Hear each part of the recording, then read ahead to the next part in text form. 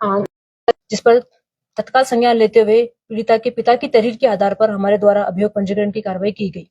अभियोग पंजीकरण करने के उपरांत हमारे द्वारा मौके का मौका मुआयना करते हुए घटना स्थल पर RFSL रुद्रपुर की टीम को बुलाया गया। वहां पर वैज्ञानिक तौर पर साक्ष्य संकलन की कार्रवाई की गई। साथ ही जिला उसके बारे में CMO साहब आपको ब्रीफ करेंगे। इसके अतिरिक्त हमारे द्वारा जो टेक्निकल व मैनुअल इनपुट्स गैदर करने के लिए क्षेत्राधिकारी चंपावत के पर्यवेक्षण में 10 सदस्यीय SIT टीम का गठन किया गया। इस टीम को सभी प्रकार के साक्ष्य एकत्रित करने के लिए हमारे द्वारा क्षेत्र में मामूर किया गया था। इसके अलावा जो पूरा घटनाक्रम जो हुआ है उसके संबंध में हमारे द्वारा टेक्निकल, मैनुअल, CCTV फुटेज इत्यादि साक्ष्यों का जब संग्रहण किया गया तो जो घटना वर्णित की गई थी उसमें भिन्नता पाई गई। पीड़िता के बयान व जो उसके साथ जो साक्षी थे उनके बयान और जो टेक्निकल इनपुट थे इन सभी में विरोधाभास जब देखा गया तो हमारे द्वारा पूरे प्रकरण को लेकर के इसका रूट चार्ट बनाया गया, जिसमें घटना की सत्यता को लेकर के सवाल व संदेह खड़े हुए। हमारे द्वारा सभी साक्ष्यों को पिरोते हुए एक रूट चार्ट तैयार किया गया। वह घटना में वर्णित तथ्यों का जब उसमें हमारा एनालिसिस किया गया तो ये जानकारी संज्ञान में आई कि घटना जिस प्रकार से वर्णित की गई वह वैसा होना नहीं पाया गया। पीड़िता से जब इस संबंध में पुनः बात की गई और उसके संबंध में उनसे जब विचारण किया गया तो पीड़िता द्वारा यह स्पष्ट किया गया, वह एक्सेप्ट भी किया गया कि जो घटना जिस प्रकार से वर्णित की गई वह घटना उस प्रकार से होना नहीं पाई गई है। यह कुछ लोगों के द्वारा ये षड्यंत्र करके पूरा घटनाक्रम को रचा गया था। इसमें जो षड्यंत्र करता थे वह कमल रावत, उनकी एक महिला सदस्य, साथी व अन्य लोग, इन लोगों के द्वारा मिलकर के अब कमल रावत द्वारा पूर्व में एक प्रकरण को लेकर के वह अभियुक्त रहे हैं, जिसको लेकर के उसके मन में एक खेद था कि मैं जिन लोगों ने उस प्रकरण में उसकी पैरवी की थी उनके विरुद्ध वह बदला लेने की भावना से ग्रसित थे। इस जो हमारी नाबालिग पीड़िता है इसका प्रयोग करके, इसका यूज करके उनके द्वारा अपनी जो एक बदले की भावना है उसकी पूर्ति हेतु पूरा षड्यंत्र रचा गया। इस षड्यंत्र को रचने के लिए उनके द्वारा जो पीड़िता है उसकी दोस्त की शादी के समारोह को उन्होंने प्लानिंग का अपना एग्जीक्यूशन डे माना। उस दिन पीड़िता अपने दोस्त के साथ अपने दोस्त की शादी के समारोह में सम्मिलित होने के लिए गई थी।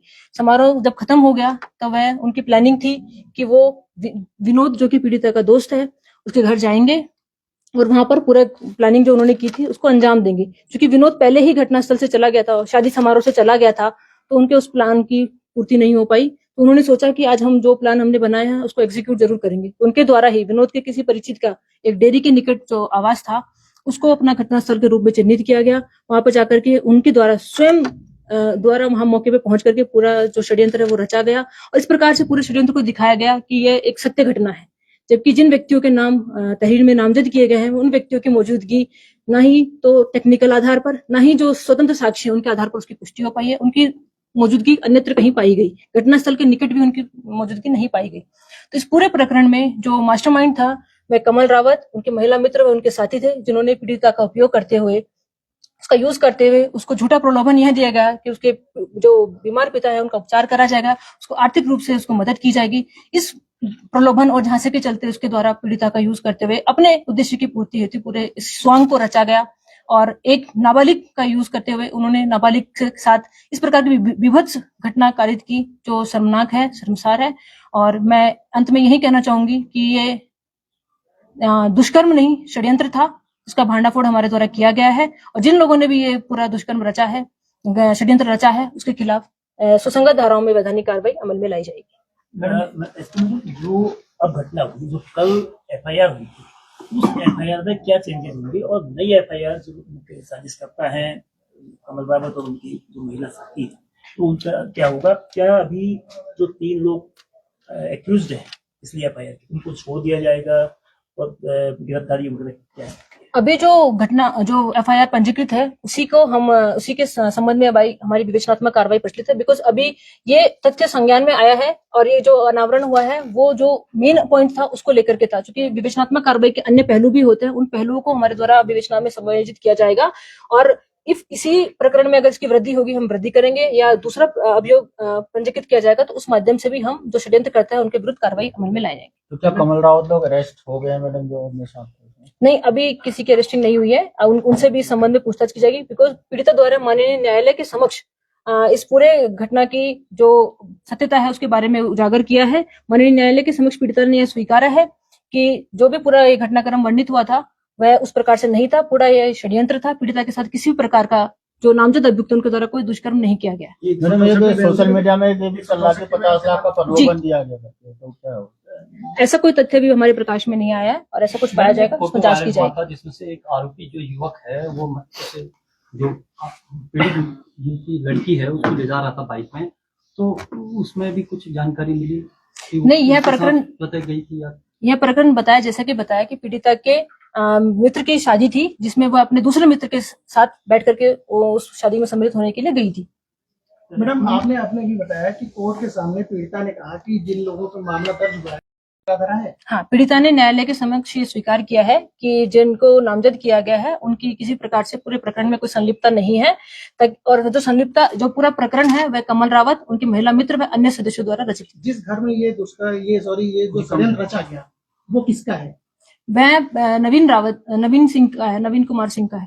तो इनके यानी ये तहत पूरा ये षड्यंत्र रचा था। उन्होंने एक घटनास्थल चिन्हित किया जहां पर पूरा अपनी जो षड्यंत्र की जो पूरी कहानी थी उसको वहां पे उसको होना वहां पे दर्शाया गया। नवीन के घर के चाबी, ताला, मकान इनके पास कैसे आया? ये कैसे वो दूसरे के मकान में जाके चले गए और ताला चाबी भी इनको मिल गया उस कमरे में?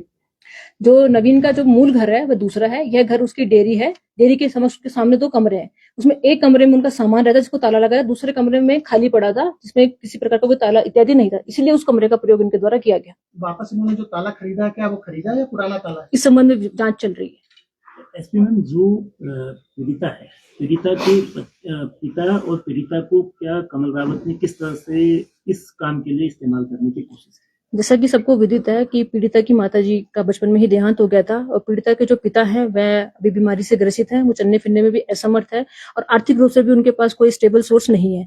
तो इसकी आर्थिकी को समृद्ध करने के लिए मैं पीड़िता के पिता को इलाज कराने का प्रलोभन उनके द्वारा दिया गया। तो मैम इसमें जो पीड़िता है और जो उसके पिता है, क्या उन पर भी कोई धाराएं लगेंगी? क्योंकि अब षड्यंत्र में तो ये भी शामिल है। क्योंकि विक्टिम नाबालिग है और नाबालिग कभी षड्यंत्र स्वयं से नहीं रच सकती है, उसको तो मोहरा बना करके यूज किया गया है। जिस प्रकार से भी उसको यूज किया गया है वह हर प्रकार से विक्टिम ही है, तो उसको हम दृष्टिगत रखेंगे और विक्टिम को किस प्रकार से हम सहायता कर सकते हैं उस पर भी हमारे द्वारा पूरा ध्यान दिया जा रहा है। उनके पिता है। आज एक कांग्रेस कार्यकर्ता जब आपसे मिले थे तो उन्होंने एक पत्र आपको उन्होंने दिखाया कि 50 लाख देने की पेशकश की गई है इस समझौते कराने को लेकर, उसमें कितनी सत्यता है?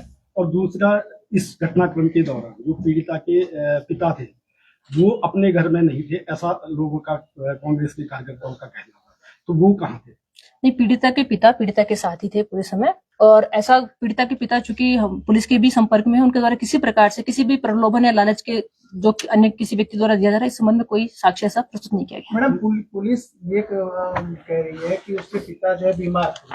हमने भी देखा, सबने देखा उसके पिता वाकई में बीमार है। ऐसी स्थिति में उसको कोतवाली में या अन्यत्र कहीं रखने के बजाय आपने उसको सुरक्षा देके उसके घर और अस्पताल में क्यों नहीं रखा? सबसे बड़ा सवाल, क्योंकि वो उनके काफी बीमार थे, वो वैसे ही पता चल रहा था, दिखा भी, आपका भी ये कहना है, तो उसे कोतवाली में रखने, अस्पताल में आप रखते, सुरक्षा के साथ रखते, फिर ऐसा क्यों? हमारे द्वारा पीड़िता के पिता को किसी प्रकार से कहीं नहीं रखा गया है। पीड़िता के पिता अपने ही जो निजी जो भी उनकी व्यवस्थाएं थी उसमें वो रहे हैं। आज चूंकि पुनः पीड़िता के साथ आयोग द्वारा कुछ मजीद बयान इत्यादि की कार्रवाई की गई थी, उसी के संबंध में वो यहाँ उपस्थित आए थे। पुलिस को शिकायत प्राप्त हुई 3 बजे करीब, तो वो शिकायत किसके द्वारा की गई थी? 112 के माध्यम से हमें सूचना प्राप्त हुई थी। तो किसके द्वारा की गई थी? इसमें अर्चिता राय कॉलर द्वारा ये सूचना दी गई थी कि शादी समारोह में गई एक व्यक्ति नाबालिग बालिका जो है वो मिसिंग है और उसको उसमें मदद चाहिए। तो क्या जो ये आरोपी जो बताया जा रहा है षड्यंत्रकर्ता, क्या वो उसकी मित्र है या उसने कैसे? हाँ, ये कमल रावत की महिला मित्र के रूप में जानी जाती है। इनको कुछ पैसे देने के बाद कमल रावत ने इनको भी प्रलोभन लिया था किसी प्रकार? ऐसा कोई तथ्य अभी वर्तमान तक संज्ञान में नहीं आया। अच्छा मैम, एक चीज, ये जो एक फोटो वायरल हुई इसमें पैर बंधे हुए हैं, तो क्या है इसका कुछ जांच? जैसा कि बताया गया है कि पूरा षड्यंत्र इनके द्वारा रचित है, तो वो सारी घटनाक्रम जो हुई है, जो दिखाया जा रहा है, वह उन्हीं का प्लान का हिस्सा है। मैम, कमल रावत पर संदेह की सुई, मतलब शक की सुई कब से जानी थी? जैसे कमल रावत शुरुआत में लग रहे थे कि वो विक्टिम के हिमायती के रूप में है, तो पुलिस को शक कैसे हुआ? जब पूरा घटनाक्रम हमारे संज्ञान में आया, हमने टेक्निकल और मैनुअल इनपुट जब गैदर किए, तो एक व्यक्ति विशेष की पीड़िता के साथ एक दिन में बहुत ही ज्यादा अत्यधिक कॉल्स थी जो उसी दिन की घटना को इंगित कर रही थी। साथ ही जो पूरा पीड़िता द्वारा अपने बयान में भी बताया गया जब पीड़िता ने एक्सेप्ट किया कि उसके साथ दुष्कर्म नहीं हुआ, उसकी पुष्टि मेडिकल में भी, जो सीएमओ साहब अभी आपको बताने वाले हैं, जब पूरा घटनाक्रम नहीं होना पाएगा तो जब पीड़िता से मजीद किया गया, पीड़िता ने एक्सेप्ट किया कि मेरे जो रिश्ते में चाचा लगते हैं वो उनकी महिला साथी व अन्य लोगों द्वारा पूरा षड्यंत्र करके इस घटना को अंजाम दिया गया। हो गया फिर अब मेडिकल में क्या रहा सर?